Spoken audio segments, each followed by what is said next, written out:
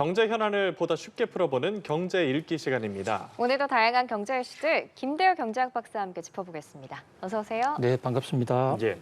지난 밤 사이 S&P 500 지수와 나스닥 지수가 4거래일 연속 최고치를 경신을 했습니다. 연준이 금리를 동결하고 또 연내 금리 인하 전망도 축소를 했는데 사실 고금리는 보통 증시의 악재로 받아들여지지 않습니까? 그럼에도 증시가 상승세를 보인 배경이 궁금한데요. 예, 지금 뉴욕 증시가 뜨겁습니다. 예. 뜨거워도 보통 뜨거운 게 아니라 팔팔 끓어오른다라는 표현이 더 적확할 것 같은데요. 예.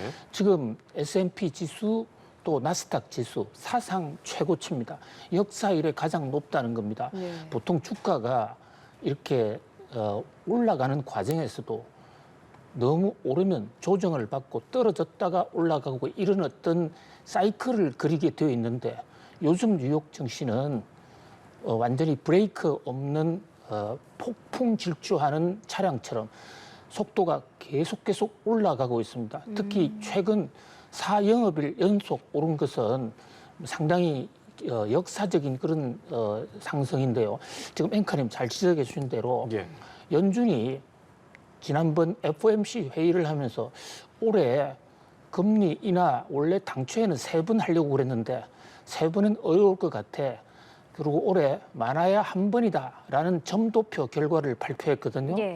그러면 금리 인하는 보통 증시의 호재입니다. 근데 금리 인하를 3번 하겠다고 했다가 1번으로 줄였으니까 이런 것은 사실은 대형 악재라고 볼 수가 있습니다. 그렇다면 주가가 떨어져야 되는데 오히려 주가가 오른다. 뉴욕 증시에서 이 같은 현상에 대해서 연준 의원들의 발언이나 점도표 같은 공개 어떤 지표보다도 시장에서 지금 일어나고 있는 이 물가 상황, 물가가 그동안에 굉장히 문제였습니다. 계속 올라서 미국 경제를 압박했고 그것 때문에 금리를 올렸던 것인데 최근 들어서 물가가 급속 안정되는 그런 느낌을 보이고 있거든요. 특히 CPI 물가라고 소비자 물가 지수가 발표됐는데 이게 예상보다도 상당히 떨어졌습니다. 그다음에 이어서 바로 하루 걸러서 PPI 물가라는 생산자 물가 나왔는데 생산자 물가는 전월 대비이긴 하지만 5월 달이 4월 달보다 물가가 좀 더 떨어졌어요.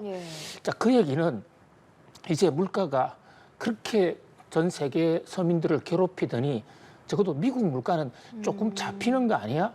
그렇다면 연준이 점도표상으로 FOMC를 통해서 올 하반기에 금리 인상이 3번에서 1번으로 늦출 것 같다라고 얘기했지만 물가가 빠른 속도로 떨어지면 연준의 금리 인하 속도도 더 빨라질 거야. 이런 시장의 기대가 훨씬 더 컸다 이렇게 볼 수가 있습니다. 물론 뭐 어제 오늘 주가 상승 폭은 그렇게 높지가 않아요. 그러나 최고점에서 조정도 받지 않고 계속 올라간다는 거 이 대목과 관련해서 이제 일각에서는 이러다가 대폭락 오른 거 아니야? 과열 우려도 있다라고 나오는데 적어도 현재까지는 어떤 거시경제 지표가 안정적으로 간다. 특히 물가가 조금씩 하방 안정화되고 있다는 데 대한 자신감, 기대감. 이것이 뉴욕 증시를 펄펄 끌어오르게 하는 최대 요인이다. 이렇게 볼 수 있겠습니다. 네, 이렇게 뉴욕 증시가 브레이크 없이 뛰고 있는 와중에 엔비디아도 날개를 달고 정말 잘 나가고 있고 또 하나 눈에 띄는 기업이 제2의 엔비디아로 급부상하고 있는 미국의 반도체 소프트웨어 회사 브로드컴인데 이 기업 주가가 12%가 넘게 급등을 했어요. 역시 대세가 반도체라서 그런 건가요? AI 반도체인데요. 지금 인공지능 열풍이 그야말로 뜨겁습니다. 물가 요인 못지않게 어떤 면에서는 뉴욕 증시를 달아올리는 것은 지금 인공지능이 본격적으로 산업화되면서 거기에 대한 수요, 공급 폭발적으로 늘어나고 있는데요. 마치 40년 전에 인터넷이 처음 보급될 때 상황하고 좀 비슷해요. 그러니까 업종별로 돌아가면서 인공지능과 관련해서 유리한 여건이 제기되는 그런 회사들 주가가 많이 오르는데 지금까지는 엔비디아가 인공지능의 수혜를 가장 많이 받았습니다.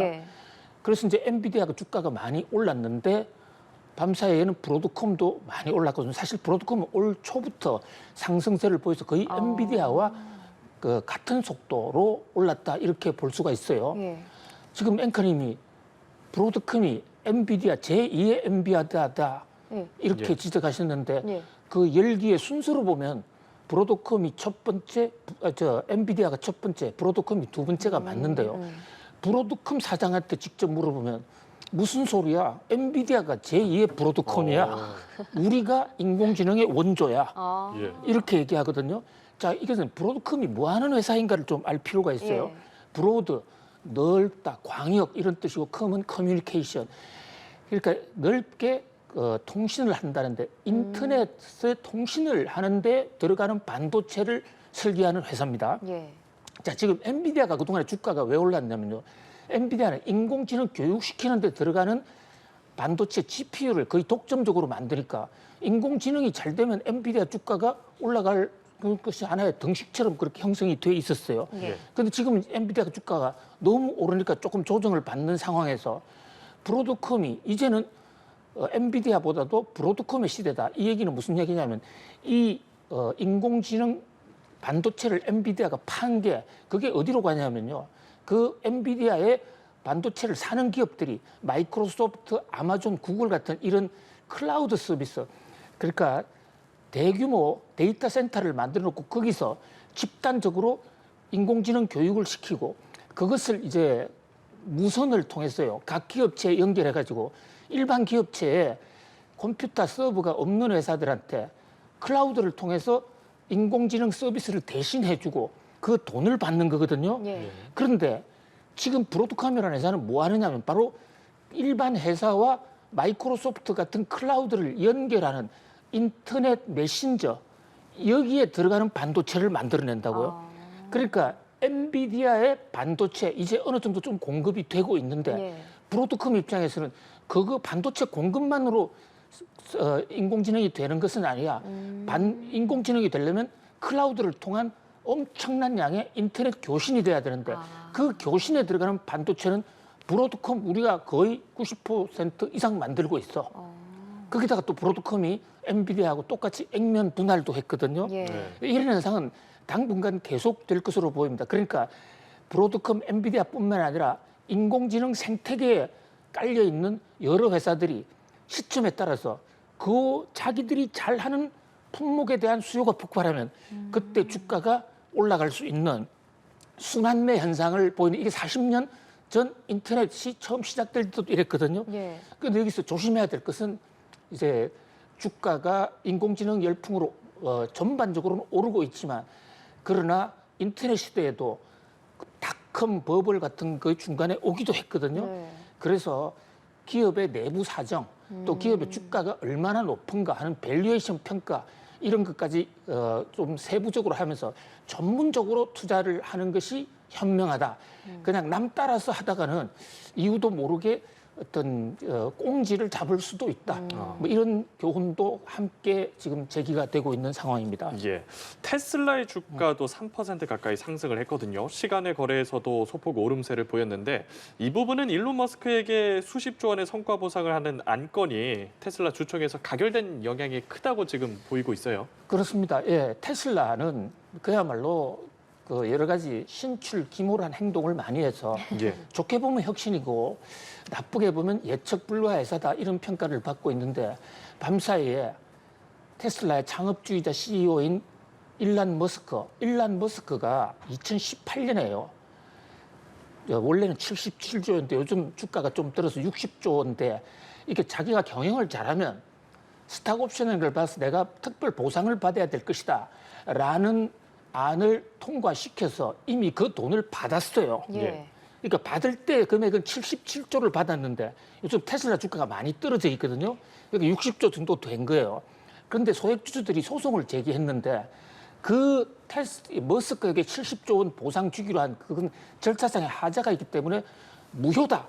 예. 이래 판정을 했거든요. 네. 무효다 판정을 했기 때문에 자 지금 이 머스크로서는 77조를 토해내야 될 상황이에요. 그런데 테슬라 주주들이 우리 머스크는 그 돈 정당하게 받았어. 예. 토해내지 않아도 된다라는 표결을 했거든요. 예. 물론 이 표결이 법정 판결을 뒤엎는 것은 아닙니다. 하나의 영향은 주겠지만 법적 무효 판결은 그대로 유효한데 그럼에도 불구하고 주주들이 강력히 테슬라 77조 가져간 것은 돌려주지 않아도 돼. 이렇게 한다는 얘기는 그만큼 주주들의 신망을 받고 있다는 그런 측면. 또 하나는 이 머스크가 만약에 이번에 밤사이에 그 보상안 추가 표결이 되지 않고 돈을 토해내 이랬으면 테슬라가 이제 돈이 없어요. 현찰이 없다는 거죠. 저 머스크가. 그때 벌어들인 70조 돈 가지고 트위트 사는 데 썼거든요. 그러면 부결이 되면 기존에 있던 테슬라 주식을 팔아서 돈을 메꿔야 되니까 주가 대폭락 요인으로 본 거예요.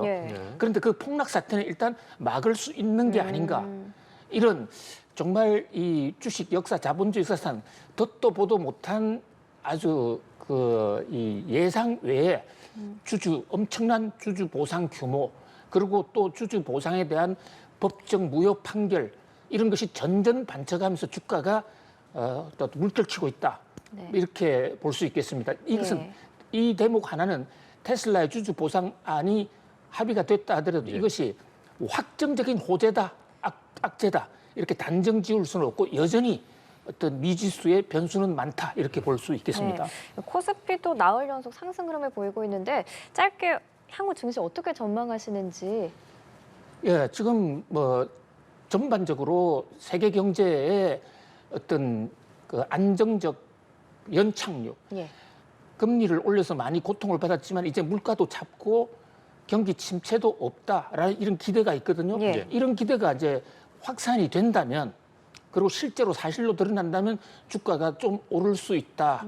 그리고 이제 코스피 코스닥은 전 세계가 주가가 펄펄 끓어오를 때 우리나라는 아직 최고점에 비해서는 상당히 낮은 편이에요. 우리나라는 세계 증시의 슈퍼 랠리 붐에 제대로 지금 그 물결을 타고 있지 못한데, 다만 이제 반도체 관련은 인공지능 물결을 타고 조금씩 살아나고 있다. 그런 점에서 긴 장기 터널을 빠져나올 수도 있지 않냐. 특히 한국 정부의 밸류업 정책까지도 같이 연동이 되면서 좀 기대를 받고 있는데, 우리 역시 지금 문제가 금리가 여전히 높습니다. 또 금융기관의 부실 채권도 적지 않은 편이거든요. 그런 면에서 호재와 악재가 혼재되어 있다. 이렇게 볼 수 있겠습니다. 저희 여쭤보고 싶은 게 오늘 좀 많아서 속도를 좀 높여서 한번 질문을 이어가도록 하겠습니다. 이 가운데 정부가 이달 말까지였던 공매도 전면 금지 조치를 3월 30일까지 연장하고 불법 공매도를 막을 수 있는 전산 시스템 구축 계획까지 발표했거든요. 이번 개선안 핵심 한번 짚어주시죠. 예, 두 가지입니다. 첫 번째는 원래 공매도를 이달 6월 말까지만 금지하고 7월 1일부터는 공매도를 전면 종래에 공매도 부활한다. 이것이 1년 전에 약속이었더랬어요. 그런데 그 약속을 이제 1년간 더 연장한다. 정확하게는 9개월을 더 연장해서 공매도를 내년 3월 31일까지 금지한다. 그리고 4월 달부터는 이제 재개되도록 하겠다. 이렇게 일정을 명확히 했다는 하나의 측면이 있고요. 또 하나는 공매도가 그동안에 이 기관 투자자와 또는 개미들 간의 형평성 문제가, 기울어진 운동장 문제가 있었는데 그것을 이번에 전산 시스템을 확실히 구축해서 이제 바로 잡겠다. 또 아울러 공매도를 불법으로 들어오는 사람들은 최대 무기징역까지 엄청나게 처벌을 하겠다. 그래서 법적 틀을 완전히 하고 전산 시스템까지 갖춘 다음에 앞으로 9개월 후인 2015년 4월 달부터 하겠다. 이런 거거든요. 근데 이 대목에서 이제 MSCI라는 모간 스탠리, 전 세계 정보시장을 선진국이나 후진국으로 분류하는 어떤 금융기관인데요. 우리나라 지금 이 MSCI에서는 아직 후진국으로 분류가 돼 있거든요. 그래서 공매도를 빨리 개선하지 않으면 한국에 대해서 선진국으로 올려주지 않겠다. 이렇게 또 지적을 하고 있기 때문에 좀 늦어지는 거, 공매도 재개가 늦어지는 것은 국제 시각에서 볼 때 코리아 디스카운트나 우리 경제에 좀 악재일 수가 있는데, 그러나 내년 4월 1일부터는 반드시 하겠다고 일정을 구체화했기 때문에 이제 불확실성이 좀 제거되지 않았느냐. 그래서 정부 주장하는 대로 시스템을 완벽하게 고치고, 또 정부와 또 개인 기관 투자 간의 형평성을 고쳐서 기울어진 운동장을 해소한다면 뭐 중장기적으로는 주가에 대폭발 요인도 될 수 있다. 이렇게 볼 수 있겠습니다. 네, 내년에 이제 3월에 공매도가 재개가 되면 이 기울어진 운동장이 좀 평평한 운동장이 될 수 있을지 지켜보도록 하고 다음 주제로 넘어가 볼게요. 쿠팡 얘기인데 공정위가 과징금 1,400억 원을 부과했어요. 어떤 일이 있었던 거예요? 네, 1,400억이라는 돈 엄청나게 큰 예. 돈입니다. 예. 자, 이 1,400억 유통업체 공정위원회가 너희들이 공정하게 거래하지 않았으니까 과징금 1,400억 내라 하는 그 과징금 규모 사상 최대의 규모입니다. 공정거래위원회에서는 그만큼 쿠팡이 잘못했다 이런 얘기거든요. 뭐를 잘못했냐? 쿠팡이 로켓 배송 등을 하면서 예. 고객들이 들어와서 물건을 살 때 이제 그 사이트에 있는 물건 중에서 선택하지 않습니까? 예. 그럼 아무래도 눈에 잘 보이는 품목을 먼저 이렇게 손이 갈 텐데 거기에 일반적인 거래업체 상거래 때 중소기업 업체 상품은 다 배제하고 다는 아니고 많이 배제하고 자기들 그리고 쿠팡이 직접 발주하는 프라이빗 상품이라는 거 있습니다. 예. 자기가 직접 주문한 거. 그 상품을 잘 보이게 해가지고 물건을 더 팔았다. 아. 이것은 심판 업무까지를 해야 되는 이 포털 사이트가 자신이 돈을 벌기 위해서 중소기업들의 매매를 방해했다. 이러고 지금 주장하고 있거든요. 예. 예. 그런데 여기 대해서 이제 이 쿠팡 측에서는 무슨 소리냐. 이게 쿠팡은 우리 가게인데 우리 가게 순수를 어떻게 올리든지 그것은 우리 마음이고 이런 것까지 개입을 하면 한국에서 장사하기 어려울 걸 또 로팡 배송 이러다가 중단할 수도 있어. 이렇게 로켓 지금 배송. 얼음장을 놓고 있거든요. 예. 그러니까 전면전으로 쿠팡과 공정위의 전면전으로 지금 비화되는 그런 모습입니다. 예. 앞으로 법정 공방 예상이 되는데 핵심 쟁점 뭐라고 생각하시는지 짧게 하나만 좀 그렇습니다. 부탁드리겠습니다. 그러니까 일반 백화점 같은 데서는 프라이빗 상품이라고 몰아넣어도 됩니다. 네. 그것은 왜냐하면 사람이 걸어 다니면서 이게 프라이빗 상품인지 아니면 일반 상품인지를 사람이 직접 확인할 수 있는데 공정위 주장은 이것이 그 포탈이기 때문에 포탈의 속성상 제대로 보여주지 않으면 살 수 없다. 기회에 균등하지 않다. 이렇게 주장하는 데 반해서 쿠팡 측에서는 포탈도 잘 들어가서 보면 찾을 수 있다. 그래서 그것이 과연 그 접근 가능성에 대한 형평성 문제 이것이 법정 공방의 최대 요인이다. 이렇게 볼 수 있습니다. 네, 알겠습니다. 오늘 경제 읽기 김대호 경제학 박사와 함께했습니다. 고맙습니다. 감사합니다.